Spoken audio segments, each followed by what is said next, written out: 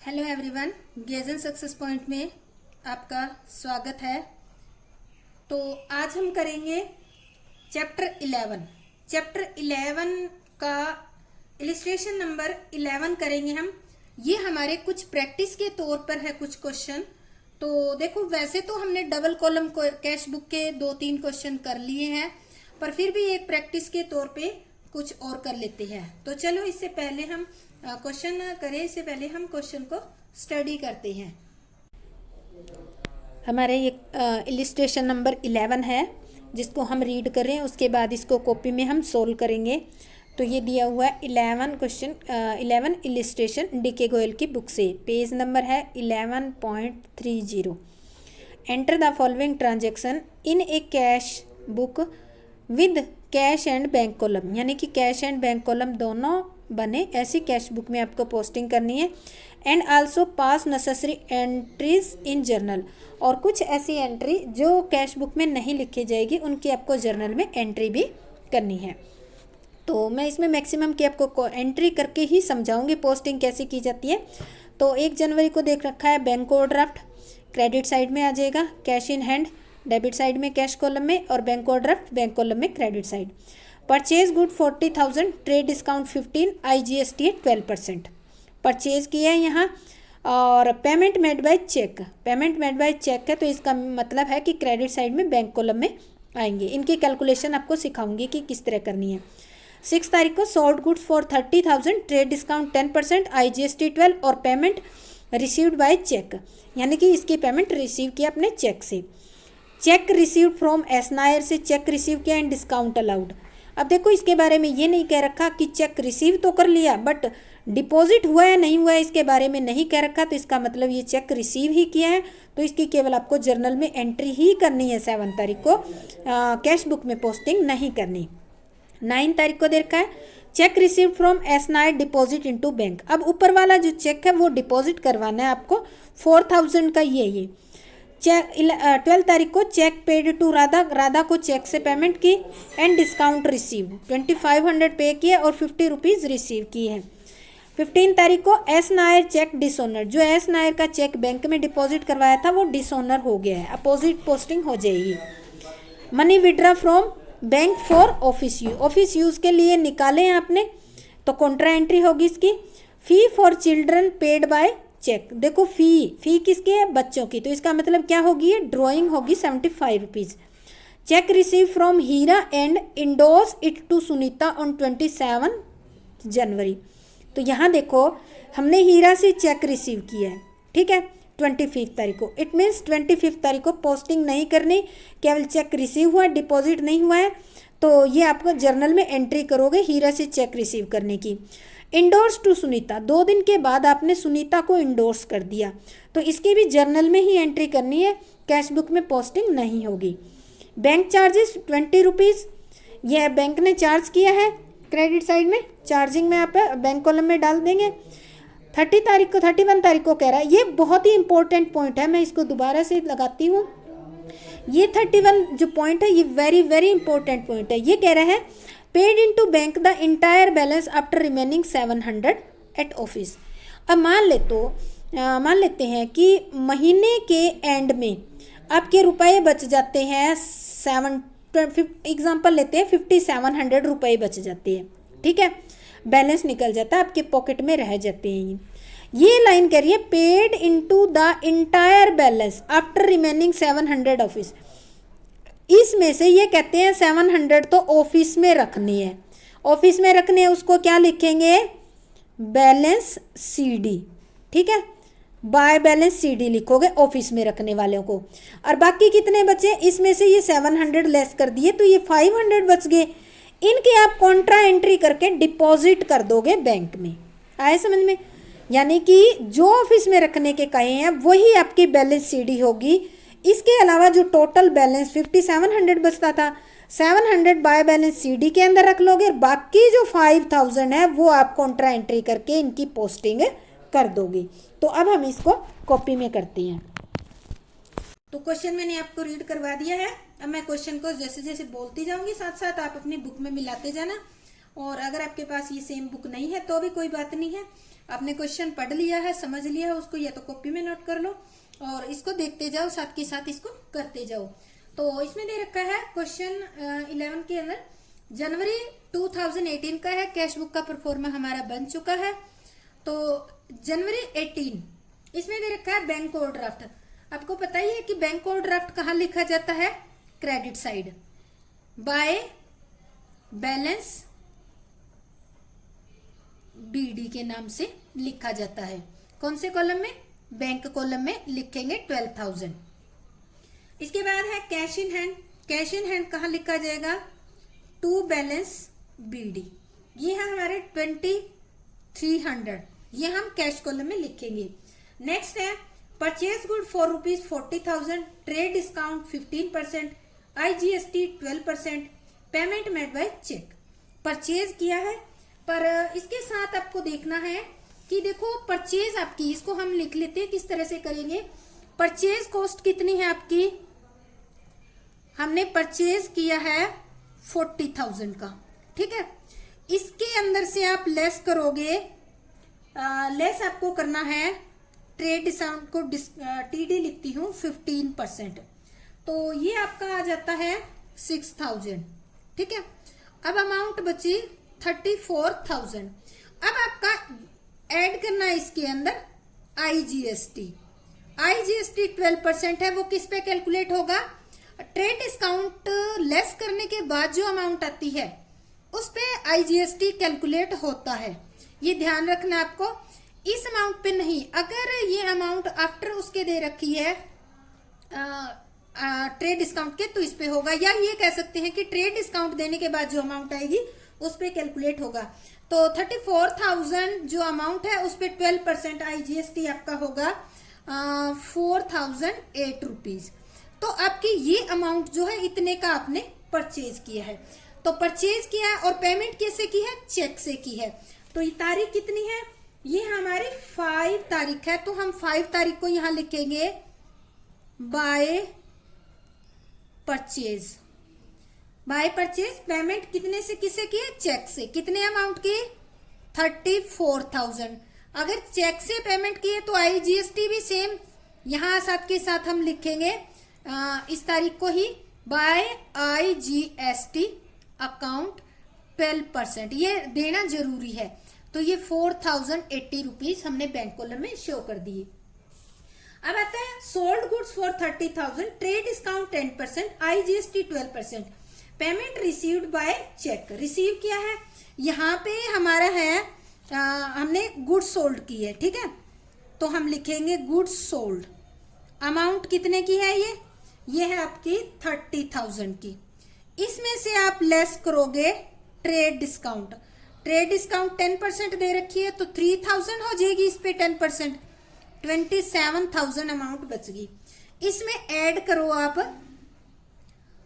IGST, कितना, 12%। देखो IGST जब परचेज करते हो तो पे करते हो, और जब आप सेल करते हो तो आप रिसीव करते हो, तो दोनों ही कंडीशन में ऐड ही करना पड़ेगा, क्योंकि पे करोगे तो आपको पे करना होगा, परचेज करोगे, और अगर सेल किया है तो आपको कस्टमर से लेना होगा, तो ये ऐड ही करना पड़ेगा आपको।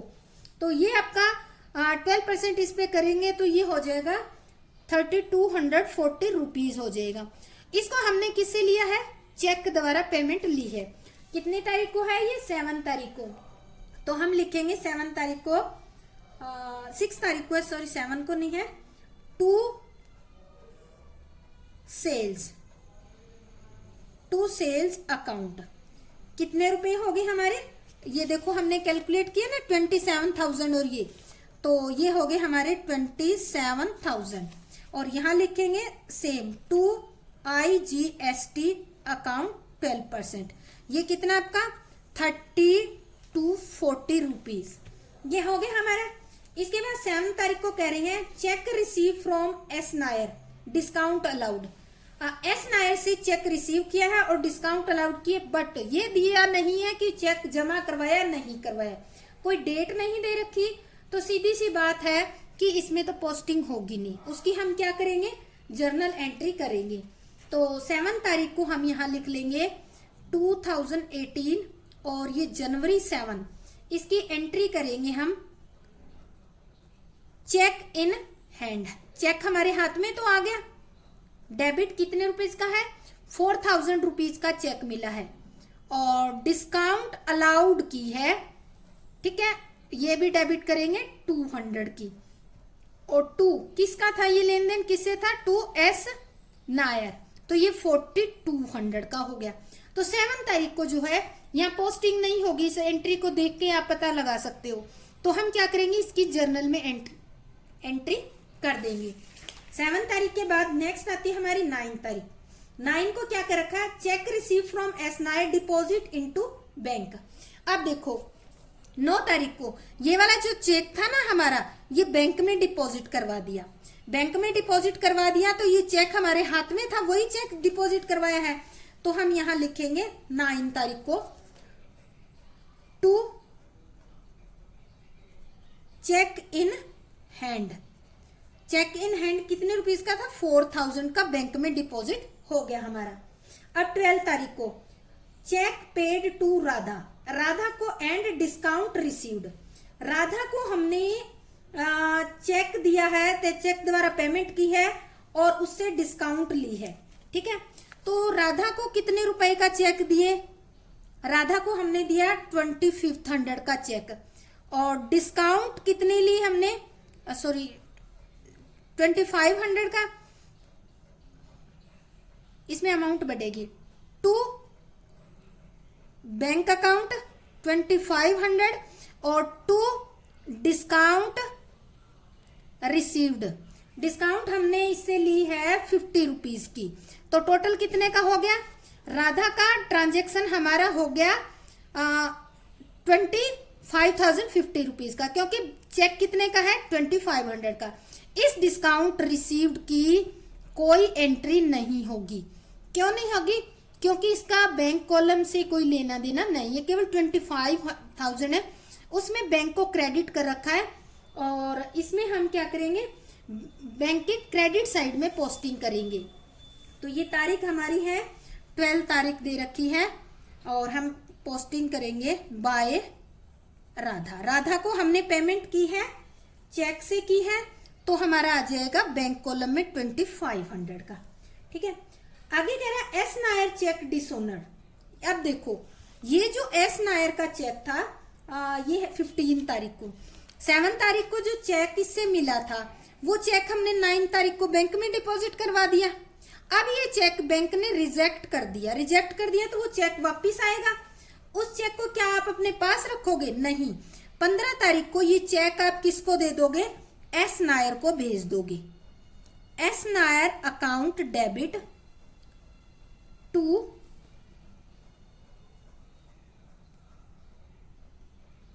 एक मिनट, ये जो एस नायर का चेक जो है वो डिसऑनर होगा, पोस्टिंग कर रखी है हमने, बैंक में डिपॉजिट कर रखा है, तो ये जब वापिस आएगा तो किसको देंगे, S Nair account debit to bank, ये एंट्री होगी।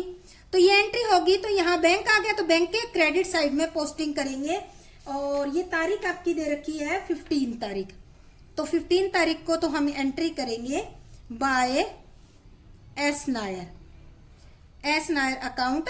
अब ये डिसऑनर हो गया तो ये 4000 का हम बैंक में क्रेडिट कर देंगे, क्योंकि यहाँ हमने डिपॉजिट किया, बैंक ने रिजेक्ट कर दिया, तो ये क्रेडिट हो जाएगा, अपोजिट हो जाएगा। ये चेक मिला किससे था, 9 तारीख वाला, 7 तारीख को एस नायर से मिला था। देखो एस नायर से हमें मिला था, हमने बैंक में डिपॉजिट करवा दिया, बैंक ने इसको रिजेक्ट कर दिया, तो रिजेक्ट कर दिया तो ऐसे एंट्री होती है, ये मैंने सिखाने के लिए की है। यहाँ पे इस तरह से एंट्री करेंगे तो बैंक के क्रेडिट साइड में पोस्टिंग भी करेंगी। तो अब इसके बाद देखो हमारी नेक्स्ट जो है वो दे रखी है 20 तारीख को, money withdraw from bank for office use. अगर आप ऑफिस से पैसे निकालते हो तो क्या एंट्री करते हो, तो कॉन्ट्रा एंट्री होगी। सबसे पहले तो 20 तारीख को आप पैसे निकालते हो, ठीक है, बैंक से, तो हम यहाँ एंट्री करेंगे by cash account, cash account सी लिखेंगे। कॉन्ट्रा एंट्री कहां से निकाली आपने, बैंक से 3400। एक बार अमाउंट चेक कर लेती हूँ मैं, 3400, ठीक है। और ये बैंक से निकल गए और यहाँ हमारे 20 तारीख को क्या आ जाएंगे हाथ में, टू बैंक अकाउंट, ये हो गए 3400 सी। अब मैं एंट्री करके बताती हूँ आपको कि किस तरह से होया। जब आप बैंक से पैसे निकालते हो तो एंट्री करते हो cash account debit to bank account, ठीक है। ये हो गया आपका 3400। कैश हमारे डेबिट हो रहा है तो डेबिट में पोस्टिंग करनी है कैश कॉलम में, कैश कॉलम में कर दी। डेबिट में पोस्टिंग किस नाम से, सामने जो नाम होता है उसी नाम से लिखते हैं हम, टू बैंक अकाउंट।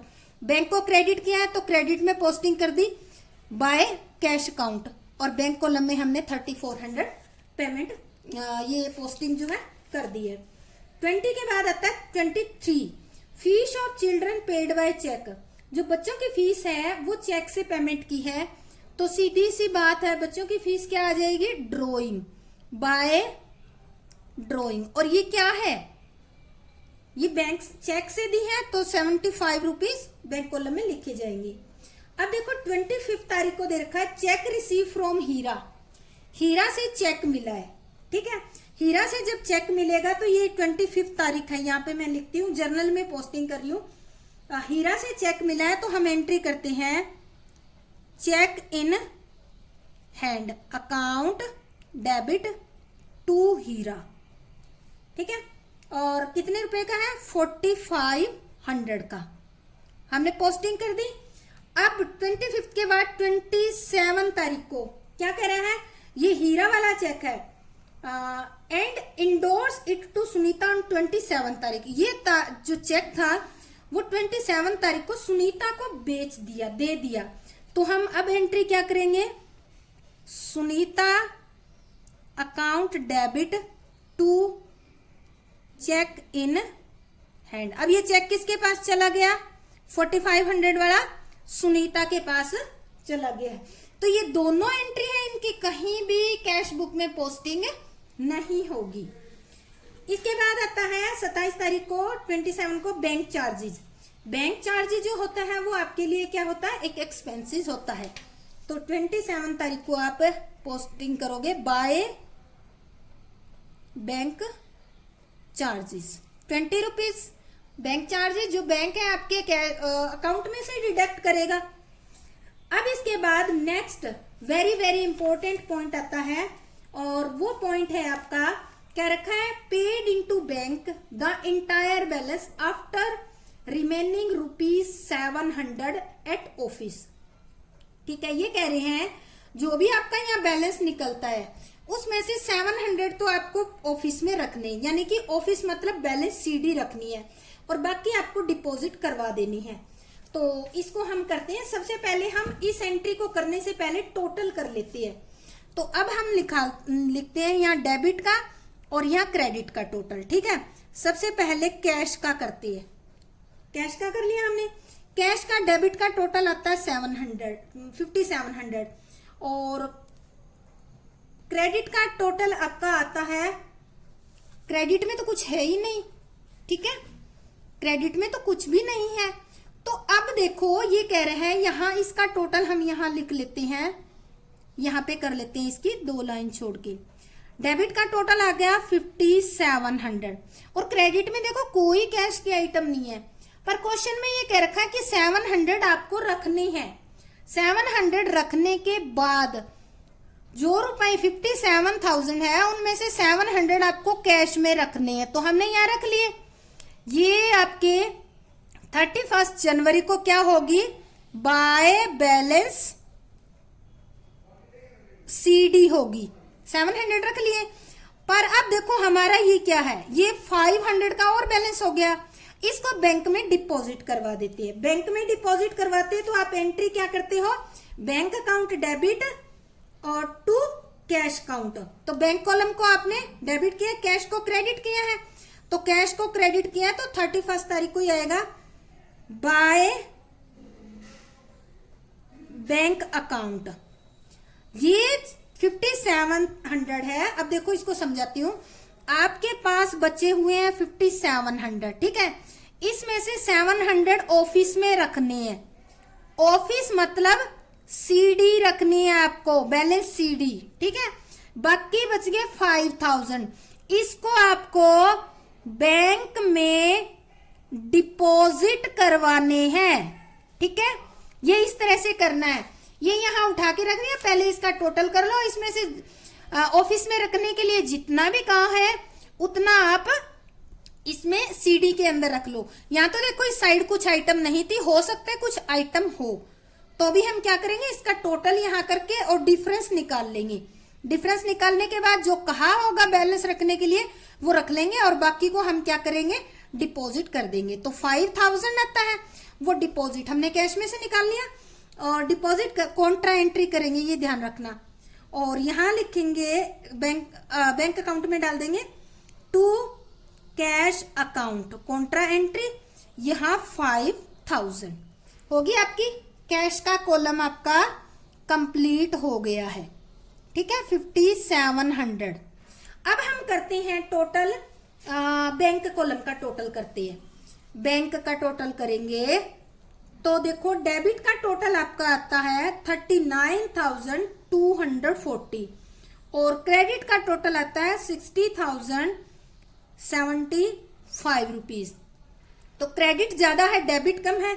कितना कम है, ये है आपका 20,835, ये बैलेंस है। तो ये क्या बन जाएगी आपकी सीडी, किस साइड, डेबिट साइड, क्योंकि क्रेडिट ज्यादा है। तो 31 को लिखेंगे टू बैलेंस सीडी। कहाँ लिखेंगे, इस कॉलम में लिखेंगे, कैश में नहीं लिखना। तो यहां लिख देंगे 20,835। टोटल कितना बन जाएगा, अब ये लिखने के बाद देखो यही बैलेंस निकल रहा था, और ये लिख देंगे हम 60,075 और यहाँ भी 60,075, ये टोटल आ जाएगा। अब हमारा ये क्वेश्चन यहाँ तक कंप्लीट हो गया है। अब हमें क्या करना है, कंप्लीट होने के बाद इसको आगे ट्रांसफर करके क्लोज करना होता है। सबसे पहले हम यहाँ लिखेंगे, जनवरी था ये, तो ये आ गया Feb 1 फरवरी 2018। यहाँ भी लिख लेंगे Feb 2018 और 1 फरवरी। पहले कैश वाला, बाय बैलेंस सीडी 700 थी, तो इसको ले लेंगे to balance BD. Cash column है तो कैश कॉलम में 700 दिखा देंगे, यहाँ डैश लगा देंगे। अब बैंक का क्या है, डेबिट में है, तो इसको 1 तारीख को दिखाएंगे बाय बैलेंस बीडी। ये क्या है, बैंक ओवरड्राफ्ट है, यहाँ नहीं लिखेंगे, बैंक कॉलम में लिखेंगे 20,835 रुपीज ओनली। तो इस तरह से हम अपना सम कंप्लीट कर लेंगे, और इसके बाद अब आपके डबल कॉलम कैश बुक के सारे सम हो जाएंगे। फिर भी अगर आपको कोई दिक्कत आए तो पहले तो आप मेरे सारे वीडियो देखें इस चैप्टर के। अगर कोई बच्चा नया स्टार्ट किया है देखना, तो वो पहले पीछे वाले वीडियो देखे। बीच में से कोई भी लेक्चर किसी भी टीचर का देखना स्टार्ट नहीं करना चाहिए, समझ नहीं आता, स्टार्टिंग से ही देखना शुरू करना चाहिए। और अगर आपको कोई डाउट होता है तो आप कमेंट करके पूछ सकते हैं। देखो आपके नीचे मेरे चैनल गेजन सक्सेस पॉइंट है, रेड बटन दी हुई है सब्सक्राइब, उसको सब्सक्राइब कर दें। साथ में बेल आइकन है, उसको प्रेस कर दें, ताकि जो भी नया वीडियो पोस्ट करूंगी उसका नोटिफिकेशन आपको मिल जाएगा।